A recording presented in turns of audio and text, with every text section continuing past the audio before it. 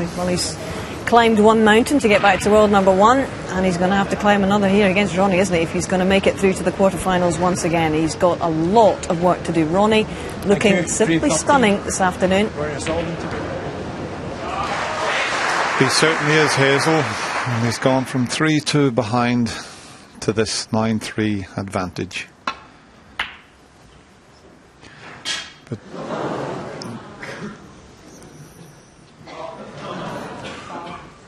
But typical Mark Williams, he was up in the Champions Lounge, he could have been leading 9-3. He's always been that sort of character, Mark. You never know whether he's won or lost. He's just so laid back.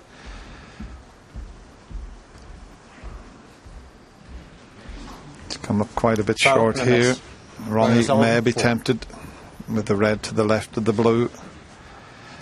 Something's going to have to start happening for the Welshman here.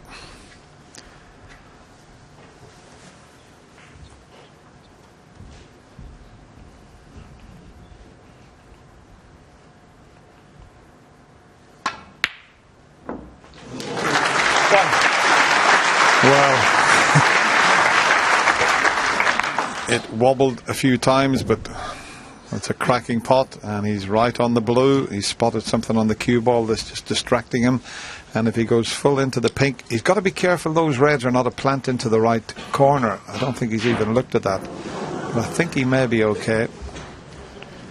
We'll find out shortly now. Yeah, it certainly will, and it's all about, as you say, flush onto the pink, which is touching the top of the red. They should split, and the two reds were not a plant. And that is not bad at all. The key was that the cue ball really did bounce off that pink. I don't think he could have come out a lot better than that, to be honest. Mind you, he should never have had the chance of that difficult red. It was a careless one from Mark Williams to leave the safety short, or the attempt to just land in the reds.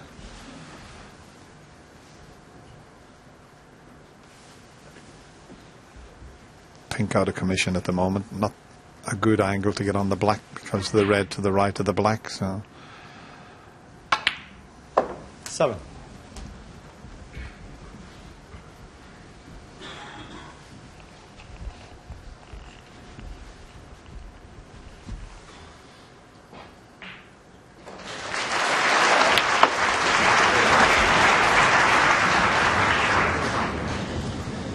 It looks A1. 10. Fairly straight on this red to hold for the black. I'll just be able to bounce it off the cushion and up, but it's no problem at all. 11. Quite a bit of noise. They're at the mid-session interval on the other table, but the way Ronnie has been focused, I don't think he's even going to notice that.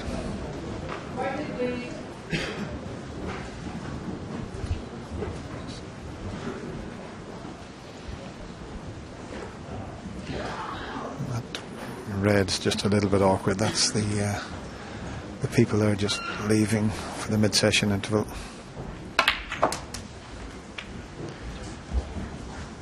That's okay. There's one to the middle pocket. He's just covered 18. A couple of reds to the left corner. Made a good decision there, in that one that would give him a lot of possibilities, and as you say, one to the middle pocket, the others are very nicely spread, nothing out in the near a cushion, everything in the open, so Ronnie with a chance to extend his lead. Looking somewhat ominous the way that this afternoon has gone.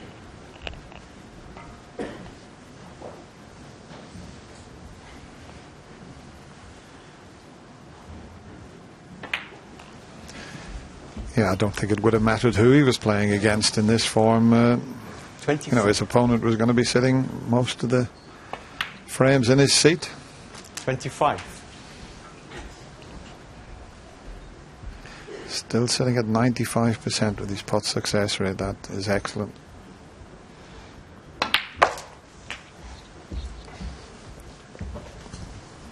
Not the best this time.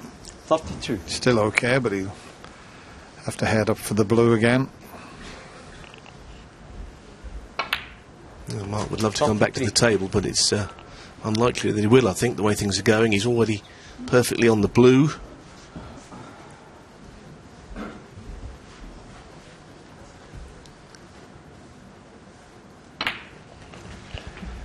It's virtually one chance and the frame's over. He's had breaks of 107, 74, 51, 68.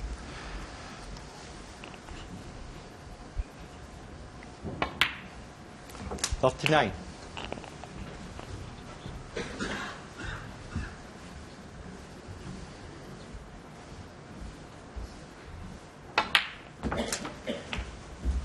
And now he's right in amongst the black spot as well. That's the other thing. 46. Playing on the blue earlier, but in a few shots this could be 10-3.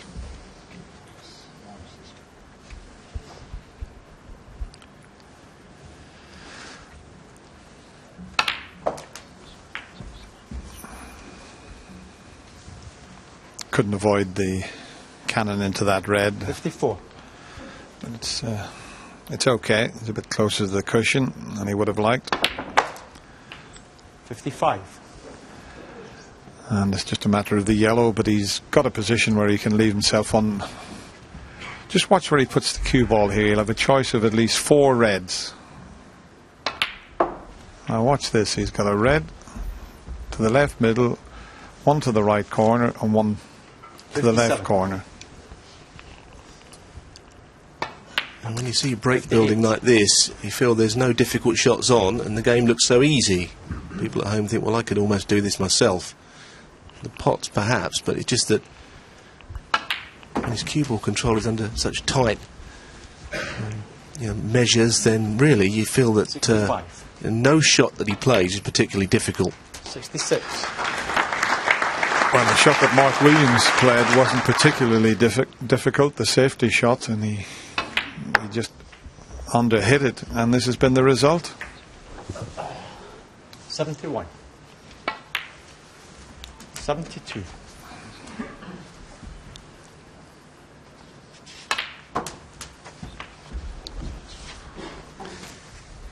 $79. 80. Well, every chance of another century, and that would be the 45th century at the Crucible this year. And another £200 for the Haven House Children's Hospice. 55. And this red in the middle was the more difficult of them as well, so by potting 86. that, it makes it a real good thing when you make the century. Hit it into the middle pocket at quite a lot of speed there. It was quite a narrow angle.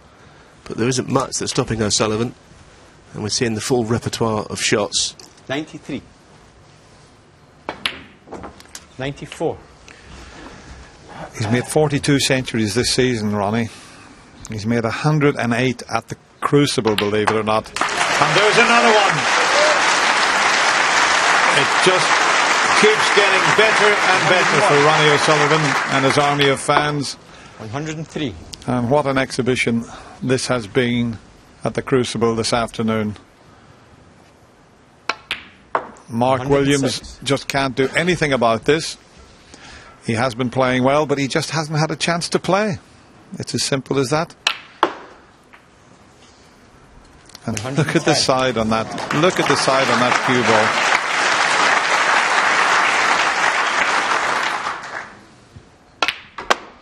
And all the way around the houses again. 115.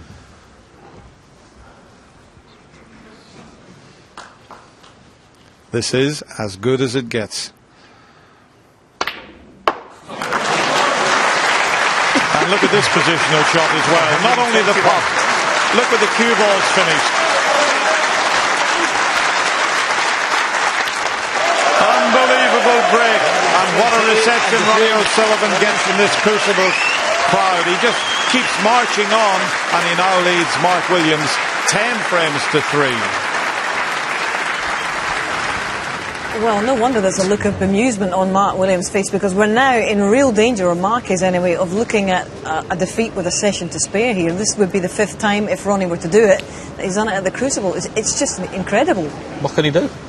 Just plays his shot, sits there and watches. I mean, this is ridiculous. It's the 108th century at the Crucible alone. I mean, he's playing at the moment. I mean, this is just dream snooker. We see it now and again in his career where he just plays and he goes into a peak performance and no one gets a shot.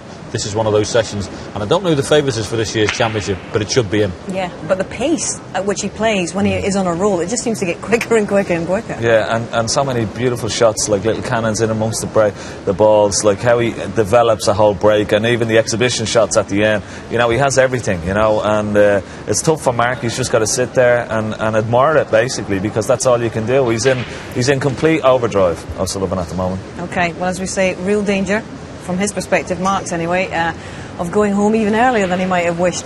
But let's quickly fill you in on what's happening in the Trump-Carter match. This is frame 12. They're a few minutes behind, obviously, in their match. This was a few minutes ago. Carter needed that pink. He also needed Snooker's. He missed it.